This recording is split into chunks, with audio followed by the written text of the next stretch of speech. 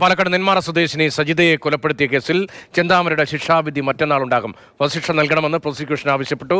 രാജീവ് ഗാന്ധി വധക്കേസിലെ പ്രതികളുടെ ശിക്ഷ പരാമർശമായിരുന്നു വാദം. സജിതയെ കൊലപ്പെടുത്തിയത് ചെന്താമരയാണെന്ന് കഴിഞ്ഞ ദിവസം പാലക്കാട് ജില്ലാ കോടതി കണ്ടെത്തിയിരുന്നു. വീഡിയോ കോൺഫറൻസിംഗ് വഴിയാണ് ചെന്താമരയെ ഹാജരാക്കിയത്.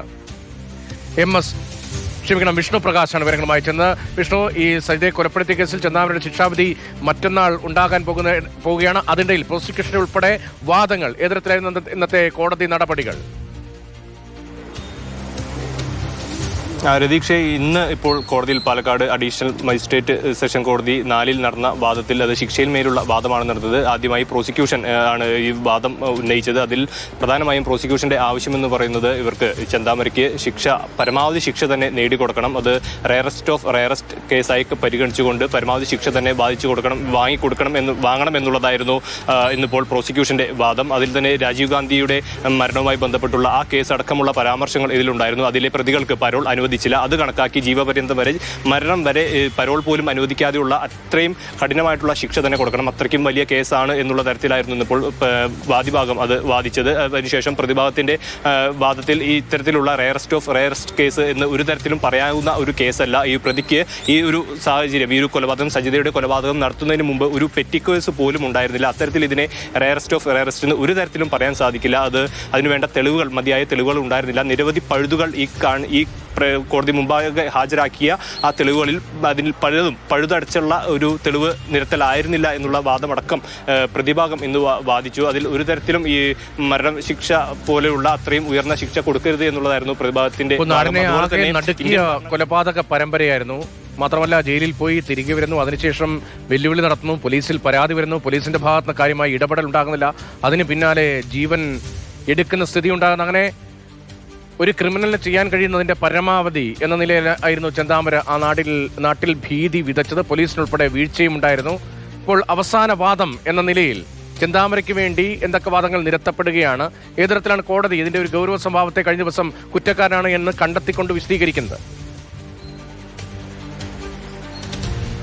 രതീഷ, ഈ ഒരു കൊലപാതകം, അതായത് ഇതിപ്പോൾ സജിതയുടെ മരണവുമായി ബന്ധപ്പെട്ട കേസിലാണ് ചെന്താമരയ്ക്ക് വേണ്ടിയിട്ടുള്ള ഒരു ശിക്ഷാവിധി ഇപ്പോൾ പുറപ്പെടുവിച്ചിട്ടുള്ളത്. അതിൽ പറയുന്നത്, ഇപ്പോൾ പ്രോസിക്യൂഷൻ ഈ വാദം നിർത്തിയതിന് പിന്നാലെ തന്നെ പ്രതിഭാഗം പറഞ്ഞു, ഈ 2019 കേസാണ്. അതിനു മുൻപ്, അതായത് 2019 ഈ കേസിന്റെ ജാമ്യത്തിൽ ഇറങ്ങി പുറത്ത് നടക്കുന്ന ഇടയിലാണ് സജിതയുടെ ഭർത്താവിനെയും അമ്മയും കൊലപ്പെടുത്തുന്ന സാഹചര്യം ഉണ്ടായത്. നേരത്തെ പ്രോസിക്യൂഷൻ ഈ ഭാഗങ്ങൾ നിരത്തുമ്പോൾ പ്രോസിക്യൂഷൻ വ്യക്തമായി തന്നെ പറഞ്ഞിരുന്നു, ഈ പ്രതിക്ക് ഇതിനുശേഷം 2 കൊലപാതകം നടത്തിയ കാര്യങ്ങൾ ഉൾപ്പെടെയുള്ളത് കോടതിയെ ഓർമ്മിപ്പിക്കുന്ന ഒരു സാഹചര്യം ഉണ്ടായിരുന്നു. പക്ഷേ പ്രതിഭാഗം പറയുന്നത് ഇത്തരത്തിൽ ഒരു കൊലപാതകം നടക്കുന്നതിന് മുമ്പ് അതിനുശേഷം നടന്ന കാര്യങ്ങൾ ഈ ആദ്യം നടന്ന കൊലപാതകവുമായി ബന്ധിപ്പിക്കാൻ സാധിക്കില്ല. അതിനാൽ തന്നെ ഇതിനു മുമ്പ് മറ്റൊരു കേസും ഈ പ്രതിയായിട്ടുള്ള ചെന്താമരയ്ക്ക് ഉണ്ടായിരുന്നില്ല. അതിനാൽ തന്നെ മറ്റുള്ള നടപടികളിലേക്ക്, അല്ലെങ്കിൽ രണ്ടാമത്തെ ആ ഒരു 2 കൊലപാതകങ്ങളുടെ കണക്ക് ഇതിൽ അത് കൂട്ടാൻ സാധിക്കില്ല എന്നുള്ള തരത്തിലാണ് ഇപ്പോൾ പ്രതിഭാഗം ഇവിടെ വാദിച്ചത്.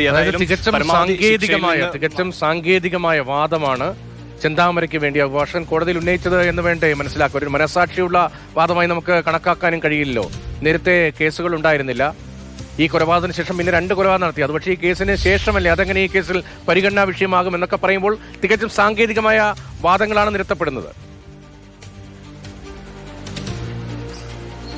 സ്വാഭാവികമായും പ്രോസിക്യൂഷൻ പറയുന്നത് പരമാവധി ശിക്ഷ വേണമെന്ന് പറയുമ്പോൾ അത് പ്രതിയുടെ ഭാഗത്തുനിന്ന് ചിന്തിക്കുമ്പോൾ, പ്രതിയുടെ ഭാഗത്തുനിന്ന് അവർ അവതരിപ്പിക്കുമ്പോൾ അവർക്ക് ശിക്ഷയിൽ പരമാവധി ഇളവ് നൽകുക, ഇല്ലെങ്കിൽ ഇളവ് നേടിയെടുക്കുക എന്നുള്ളതാണ് പ്രതിഭാഗത്തു നിന്നുള്ള ചിന്തിക്കുന്നത്. അതിനുവേണ്ട വസ്തുതകളും അതിനുവേണ്ട കാര്യങ്ങളുമാണ് നിരത്തിയത്. ഇന്നിപ്പോൾ നിരവധിയായിട്ടുള്ള ഇതിനു മുൻപത്തെ സുപ്രീം കോടതി അടക്കം പരിഗണിച്ചിട്ടുള്ള വിവിധങ്ങളായിട്ടുള്ള പല കേസുകളിലെയും അതിന്റെ വിധിന്യായങ്ങൾ, അതിലെ വസ്തുതകൾ നിരത്തിക്കൊണ്ടായിരുന്നു ഇന്നിപ്പോൾ പ്രതിഭാഗം വക്കീൽ ഈ ഒരു കേസ് ഇതിലെ ശിക്ഷാവിധിയിൽ ഒരു വാദം നടത്തിയത്. അതിൽ പ്രകാരം പറയുന്നത്, ഇപ്പോൾ ഈ നേരത്തെ രത്നാകരൻ എന്നൊരു വ്യക്തി, അദ്ദേഹം പിന്നീട് മാനസാന്തരം വന്ന് സന്യാസിയാവുന്ന തരത്തിലുള്ള, അതാണ് മഹാഭാരതത്തിലെ കഥ എന്ന് അടക്കമുള്ള കാര്യങ്ങൾ ഉദ്ധരിച്ചുകൊണ്ടായിരുന്നു ഇന്നിപ്പോൾ ഈ വാദം നടത്തിയത്. അപ്പോൾ അത്തരത്തിൽ ഇന്ത്യയിൽ ഒരു പ്രതി കുറ്റക്കാരനായി വരുമ്പോൾ അദ്ദേഹത്തിന് മനംമാറ്റം ഉണ്ടായി, അദ്ദേഹത്തെ ജീവിക്കാനുള്ള ജീവിതത്തിന്റെ സ്വാതന്ത്ര്യം അടക്കമുള്ള കാര്യങ്ങൾ അത് പരിഗണിക്കണം എന്നുള്ള തരത്തിലുള്ള വാദങ്ങളായിരുന്നു ഇന്നിപ്പോൾ പ്രതിഭാഗത്തിന്റെ ഭാഗത്തുനിന്ന് നിരത്തിയത്.